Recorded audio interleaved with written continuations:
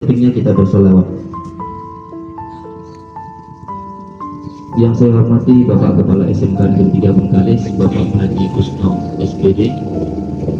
Yang saya hormati Bapak Wakil Kepala Sekolah SMK Negeri 3 Bengkalis. Yang saya hormati tenaga pendidik dan kependidikan SMK Negeri 3 Bengkalis, dan yang kami banggakan para berubah masa depan ke depan yang menjadi lebih baik, yaitu siswa dan siswi SMK Negeri 3 Bengkalis. Sebelum saya menyampaikan tausiah, saya mohon izin kepada bapak-bapak, ibu-ibu, abang-abang saya, kakak-kakak saya yang berada di samping kiri kanan saya. Pada intinya saya menyampaikan ini bukan ingin menggurui, karena saya masih jauh dari kata paham, karena dalam diri ini masih banyak kekurangannya.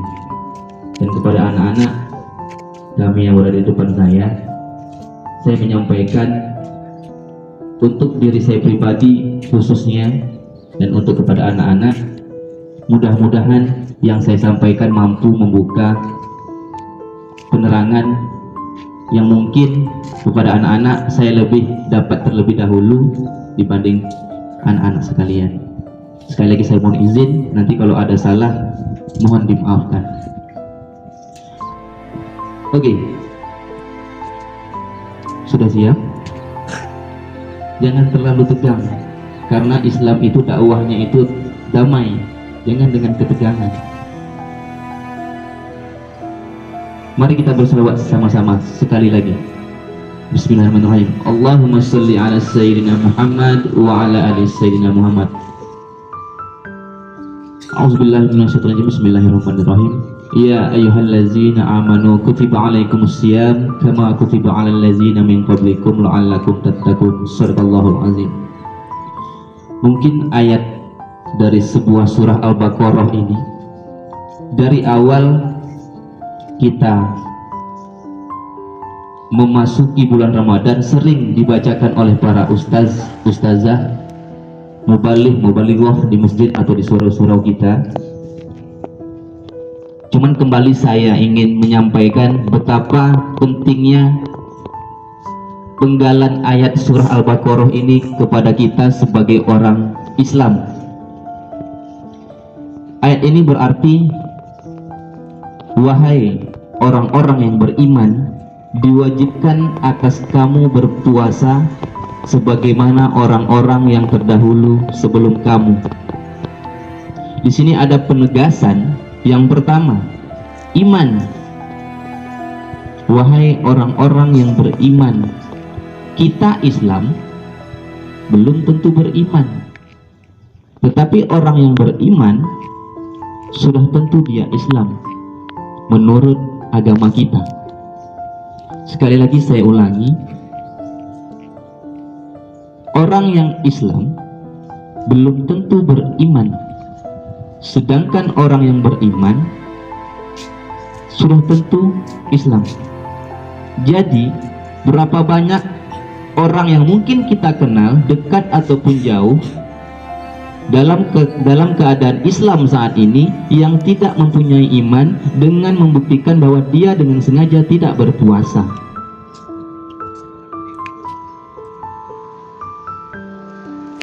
Ini menandakan memang iman itu tidak semuanya ada pada diri kita. Makanya saya tadi dari awal saya bilang, alhamdulillah, bersyukur kepada Allah kita masih diberikan nikmat keimanan, keislaman, dan kesempatan. Pada saat ini mungkin orang punya kesempatan, orang punya keislaman, tetapi keimanannya yang perlu dipertanyakan.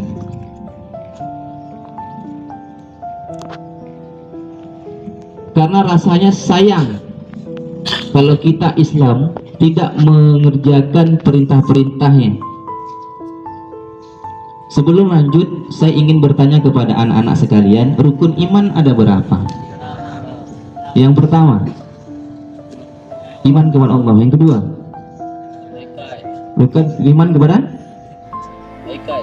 apa? Malaikat. Yang ketiga, Rasul. Yang keempat, kitab suci Al-Quran. Yang kelima, hari kiamat. Yang keenam, Qadar Qadar, walaupun ada yang salah apa urutan nggak apa. Rukun Islam ada berapa? Yang pertama 2 kalimat syahadat, yang kedua sholat, yang ketiga puasa, yang keempat zakat, yang kelima haji. Yang pertama kita syahadat, yang kedua sholat, yang ketiga puasa. Nah, puasa ini merupakan sebuah rukun. Kalau salah satu rukun itu tidak ada, saya tidak mau mengkafirkan orang, karena kafir itu penilaiannya bukan dari manusia. Jadi saya tidak mau menganggap orang itu kafir, karena sahabat sendiri, sahabat Nabi Muhammad SAW terus menangis. Kenapa menangis? Dia orang ahli ibadah, ahli sholat. Ditanyakan sama Rasulullah, kenapa wahai sahabat kamu menangis? Saya tidak tahu, meskipun saya sering sholat, saya tidak tahu rakaat yang mana yang akan diterima oleh Allah Subhanahu wa Ta'ala. Sekaliber sahabat Nabi masih mempertanyakan dia masuk surga atau neraka. Makanya saya menegaskan tadi, saya tak suka dengan orang yang mengkafir-kafirkan orang. Islam itu damai, nak. Islam itu datang dengan kesejukan. Oke, lanjut. Puasa tadi. Di awal sebelumnya kita berdoa sama Allah, mungkin diwakili oleh imam kita. Allahumma barik lana fi Rajab wa Sya'ban wa ballighna Ramadan. Dari mulai bulan Rajab kita berdoa, ya Allah, berkatilah bulan Rajab dan berkatilah bulan Sya'ban yang kita jalani, dan insya Allah sampaikanlah kami kepada Ramadan. Ini merupakan permintaan yang tidak semua orang dikabulkan permintaannya. Ada yang di Rajab dia sampai, ada di Sya'ban dia sampai. 2 hari menjelang Ramadan banyak yang tidak ada. Bukan menunggu tua, bukan menunggu sakit, karena Ramadan itu adalah bulan spesial. Karena di bulan Ramadan merupakan bulan yang paling banyak melipat gandakan pahala. Kembali lagi pada yang tadi, banyak orang Islam tidak beriman, meninggalkan bulan Ramadan ini. Karena semua orang di dunia ini pasti sebelum Ramadan berdoa hal yang sama. Saya ulangi lagi, Allahumma barik lana fi Rajab wa Sya'ban wa ballighna Ramadan. Di pertengahan Ramadan itu berdoa, sampaikan kami ke Ramadan tahun depan. Tapi pada dasarnya saat ini banyak orang yang meninggalkan Ramadan, malah dengan berbangga-bangganya tidak puasa, tapi dipertontonkan kepada halayak ramai. Miko puasa, bahasa Melayu lah, Miko puasa. Jadi kalau puasa, macam iya benar ke puasa. Itu pernyataan itu berbahaya.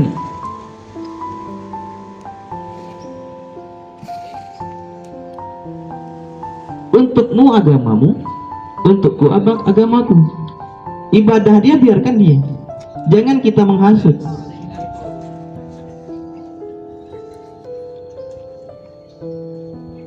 Berapa banyak yang tidak berpuasa pada bulan Ramadan tahun ini?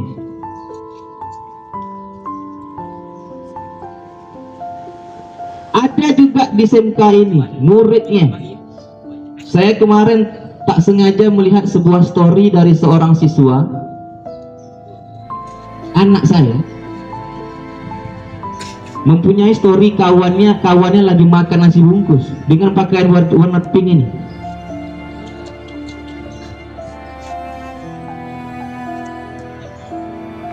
Jangan sebut nama orang.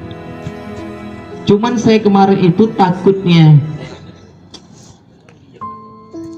merusak pahala saya tinggalkan, karena saya ini orangnya mudah naik emosi. Saya tinggalkan, saya lupa bertanya siapa orangnya. Cuman saya berpikir pada saat ini banyak generasi-generasi muda yang Islam tapi tidak beriman. Dalam video itu malah tertawa sambil makan nasi, menunjukkan dia bangga, saya tak puasa hari ini. Coba bayangkan ketika nyuap, lauknya tah ayam tah ikan, tercekiklah tulang pada saat itu, meninggal pada saat itu. Apakah kalian sudah siap meninggal dalam keadaan kafir? Tidak.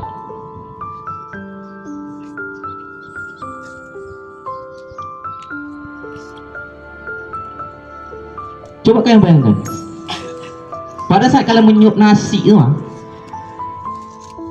tersedak, tercekiklah itu pada saat itu, meninggal. Sudah siapkah?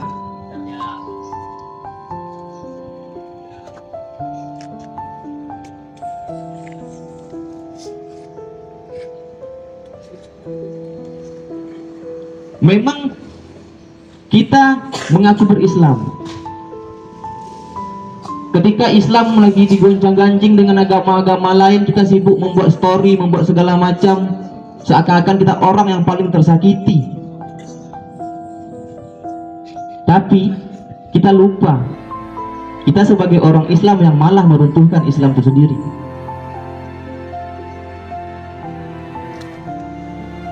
Saya ingat dulu beberapa tahun yang lalu, ketika ada salah satu manusia, karena saya tak mau menyebutkan nama, takut, manusia mengolok-olok sebuah ayat Al-Quran. Satu Indonesia marah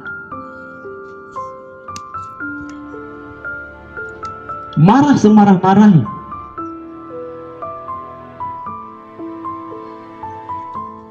Tapi kalau datang sebuah pemahaman terbaru saat itu, malah ingin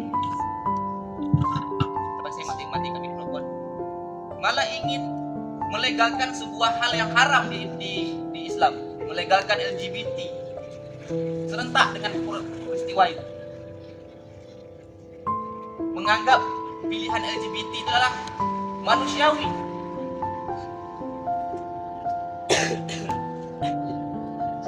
Tapi kalau kita berpegang kepada Al-Quran, itu memang salah. Di mana kita saat itu? Ketika kita kemarin yang sebelum itu ada berita mengolok-olok sebuah ayat Al-Quran, menghilangkan satu ayat, menggantikan dengan kata lain, marah semarah-marahnya. Ketika LGBT itu kita kemana-kemana?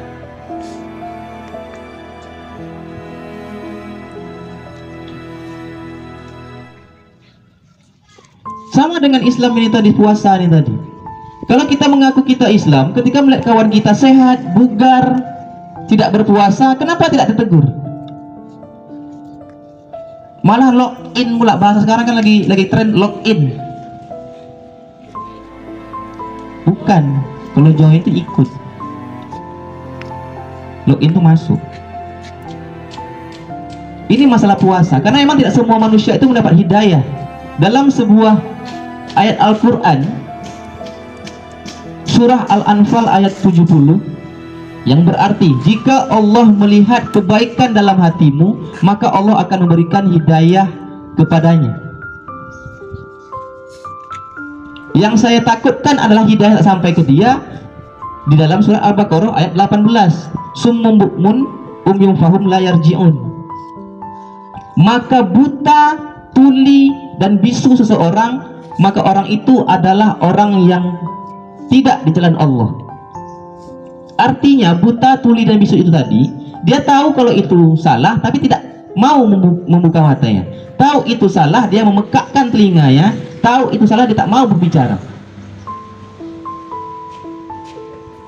Sekarang pilihannya sama kalian, mau menjadi hamba Allah yang terdapat dalam Al-Baqarah ayat Al-Anfal ayat 70, atau menjadi Al-Baqarah ayat 18. Karena hidayah ini tidak semua orang yang dapat. Hidayah itu petunjuk sebuah kebaikan. Contoh saja, dalam kita sholat tarawih, tidak semua orang yang mendapat hidayah mampu duduk lama dalam masjid. Rakaat tarawih ada berapa, nak? Berapa? Lo 3 witir. 10 dengan witir. 11 dengan witir, 23 dengan witir. Oke, kita bahas satu-satu. Tarawih ada yang 8 ditambah witir 3, 11. Ada yang 20 tarawih 3 witir 23. Sekarang ini saya tanyakan, kalian pilih yang mana? Tanyakan pada diri kalian dulu. Oke, seperti ini.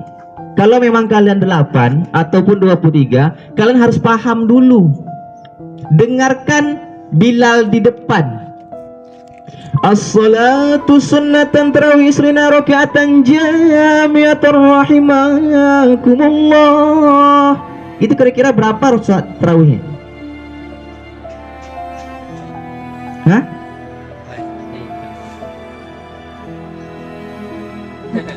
Saya ulangi.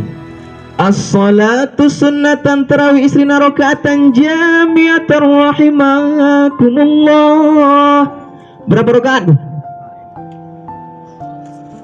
Isrina berapa? Ini yang salah sama kita. Isrina itu artinya 20. Kalau Bilal 20, kan makmum ngaminkan tuh. Allahumma sholli ala sayyidina Muhammad. Shollu alaihi. Kalau di Bilal 20, kita ngambil 8, sesuai tak kira-kira? Kecuali si Bilalnya membaca yang seperti ini. As-salatu sunnatan tarawih rakaataini jami'atan rahimakumullah. Rakaataini disebutnya. Rakaat itu berapa? 2. Kalau ngambil 8 ya nggak masalah karena di 2 tambah 2 terserah kalian. Tapi kalau di depannya isrina 20.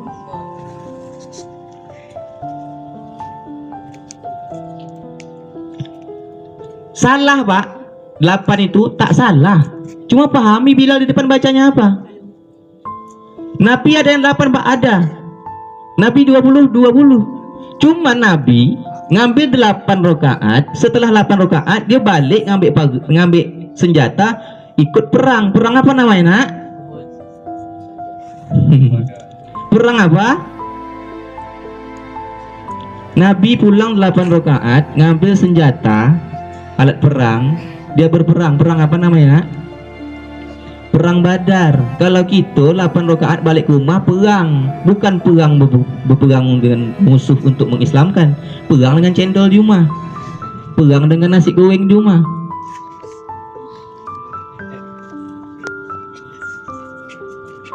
Bak kata Ustadz Muhammad Isa, yakin 8 rakaat selesai di rumah nambah 3 rakaat.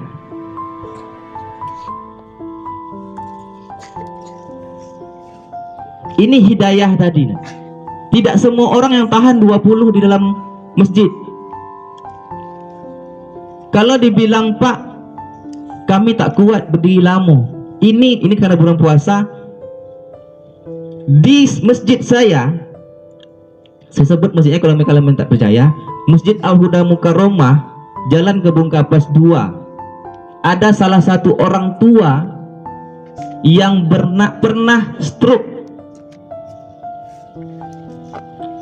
Sampai malam tadi 22 malam Ramadan, 20 rakaat masih tegak dengan baik meskipun dia dalam berada duduk ini. Ketika mau Allah Akbar lagi, tangannya gini. Allahu Akbar. Nah, yang awak nih dari sini tegak ini gampang nih. Tak semua orang dapat hidayah. Itu yang pertama. Yang kedua, masih dalam keadaan orang tua. Ketika dia masang niat usolli sunnatan tarawih isrina rakaatan, usolli sunnatan tarawih rakaatain jami'at, usolli sunnatan tarawih rakaatain ini adaan makmuman lillahi ta'ala. Berdiri dia, duduk 22 rakaat, 23 rakaat sama witir selesai. Anak miko yang lutut tak sakit. Ini hidayah. Memang sunat. Tapi apa salahnya kita mengejar sunat ini di malam Ramadan? memang sholat sunat ba'diyah isya lebih besar pahalanya dibandingkan sholat tarawih, tetapi apa salahnya kita gandengkan?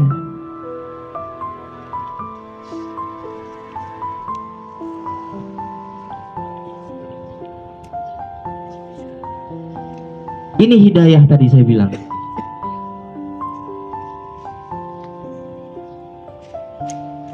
Kita maksimalkan Ramadan ini. Kita tak tahu apakah kita sampai Ramadan tahun depan atau tidak. Di kampung saya 3 orang, ada yang seminggu menjelang Ramadan baru pulang umroh, meninggal. Jarak ke depannya lagi, jarak 3 hari menjelang Ramadan, meninggal. 2 hari meninggal. Apakah ada jaminan kita 5 menit ke depan masih hidup? Apakah ada jaminan 2 menit lagi kita masih hidup? Tidak.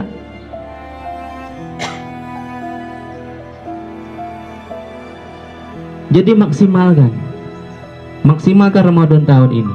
Kita memperbaiki, khususnya bagi diri saya dan kita semua. Yang kedua, Nabi Muhammad SAW, Allahumma shalli ala Muhammad, mengatakan, betapa banyak umatku yang menjalani Ramadan yang didapat hanyalah haus dan lapar, tetapi pahalanya tidak ada. Setelah itu dia menerangkan ada beberapa macam perilaku yang tidak membatalkan puasa, tetapi menghilangkan pahalanya. Kalau kita makan batal kan? Batal puasa. Kalau kita mencuri membatalkan puasa tak?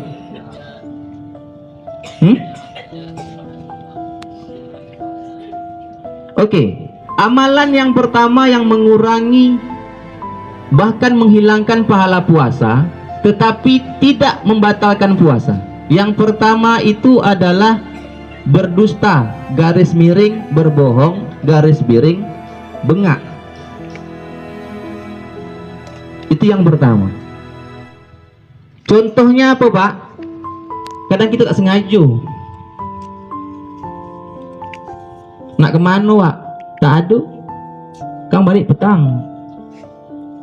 Itu salah satu bengak.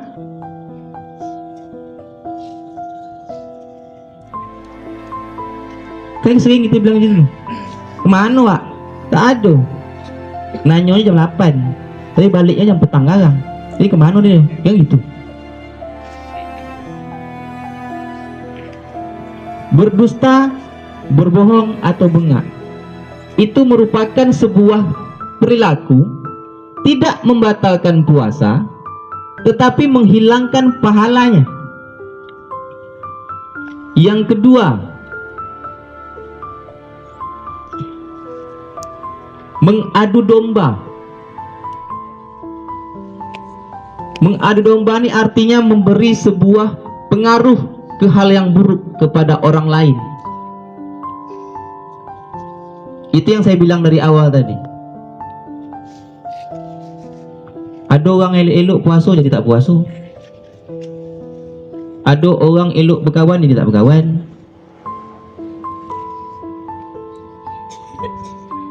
Yang ketiga, berprasangka buruk.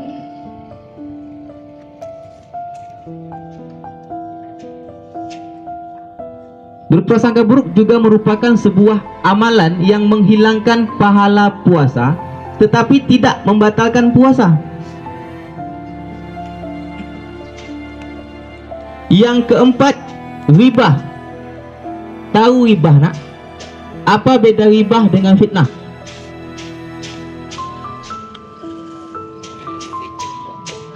Hah? Fitnah dengan ghibah bedanya apa?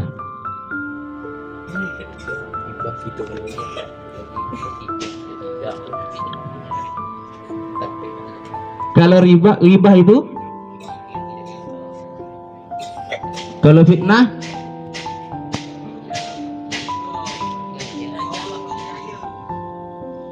itu merupakan sebuah amalan yang menghapus pahala puasa tetapi tidak membatalkan puasa.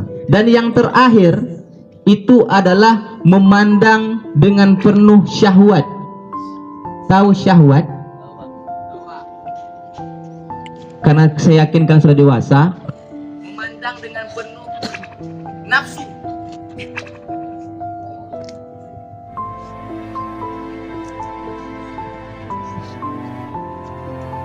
Jadi kalau kita dalam keadaan mendapatkan rezeki yang tak terduga,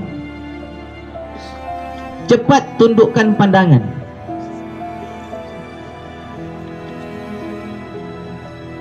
Karena kalau kita lama-lama mandang berpikiran buruk, meskipun itu datangnya dari orang, kan kita korbannya nih.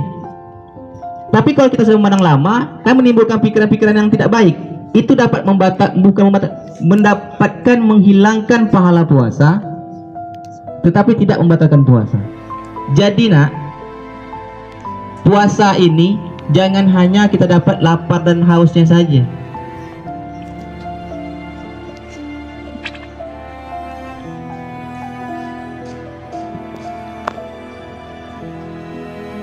Sekali lagi saya telah ingatkan kepada anak-anak saya sekalian, ini khusus untuk saya dan kita semua. Mari kita hiasi Ramadan tahun ini dengan hal-hal yang baik. Hiasi malam-malam Ramadan yang malam terakhir ini tinggal 8 malam lagi. Mudah-mudahan kita disampaikan ke Idul Fitri, dan kita mudah-mudahan disampaikan untuk tahun Ramadan tahun depan.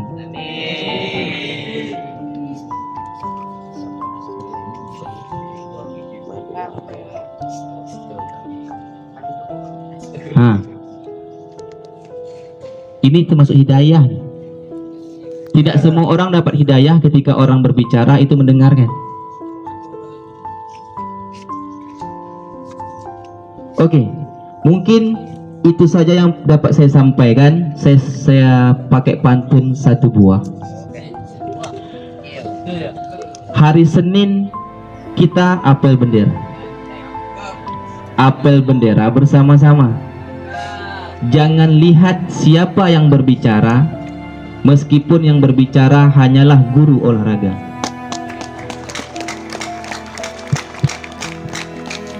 Mari kita tutup majlis ini dengan doa. Subhanallah, subhanakallahumma wa bihamdika asyhadu an la ilaha illa anta astaghfiruka wa atubu ilaik. Mudah-mudahan ada manfaatnya bagi kita semua. Mudah-mudahan ada pencerahan bagi kita semua. Lebih dan kurang saya mohon maaf, karena kesalahan datang dari manusia, kesempurnaan hanyalah oleh Allah Subhanahu wa taala. Saya sudahi dengan wassalamualaikum warahmatullahi wabarakatuh. Alhamdulillah. Terima kasih kita aturkan kepada Bapak Muhammad Yuganda Hafiz yang telah begitu panjang lebar dan jelas memberikan tausiah kepada kita semua, pesan-pesan dan nasihat untuk bisa kita mengisi bulan Ramadan ini supaya menjadi lebih maksimal lagi. Selanjutnya adalah sepatah kata dari Bapak Wakil Kepala Sekolah Bidang Kesiswaan, Bapak Rinaldi. Ya, kepada Bapak kita persilakan.